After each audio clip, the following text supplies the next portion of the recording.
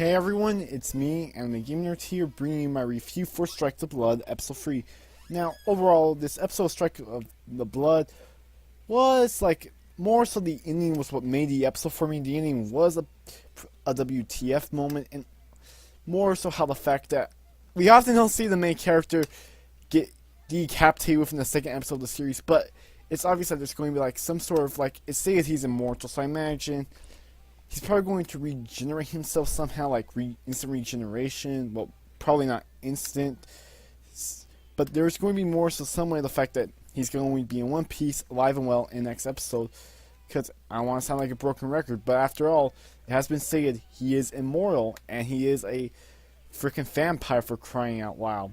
So it's obvious that he's going to more so survive somehow. Now onto the episode itself. Well, the rest of the episode. The first half of the episode is more so just a bunch of talking at the school. You're more so introduced to one of Kojo's classmates, Agisa Aiba, I believe that's her name. She's more so I believe she was in the first episode and does make a brief appearance in the second episode. She's more so a programmer and a computer genius. And she helps Kojo pretty much track the guy they were looking for, who was the guy that him and Yuka were battling at the end of the second episode. And what happens is the fact that Kojo's power more so battles that Kojo's power goes out of control, because whenever he battles a familiar, his familiars more so won't obey him because they aren't used to him being the fourth progenitor, which after all, he has been at for a couple months, and I imagine they're not used to him, and don't know much about him, so I imagine that's why the familiars won't more so let him control them completely, at least when it comes to finding another familiar. We also learn in this episode that the reason why that man is more so attacked that demon is simply due to the fact that the reason why is that he has created a homunculus, which is a man-made human that has been merged with a familiar, and the fact that this homunculus that is a little girl, I believe her name is Astari, is that she is going to more so die within 2 weeks.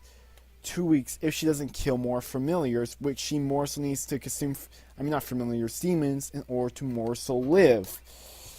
And we also found the goal of what the guy is trying to achieve. He's more so trying to find, I believe it's his treasure, but if he finds this treasure, it'll cause the island to sink, so they have to more so stop him from sinking the island.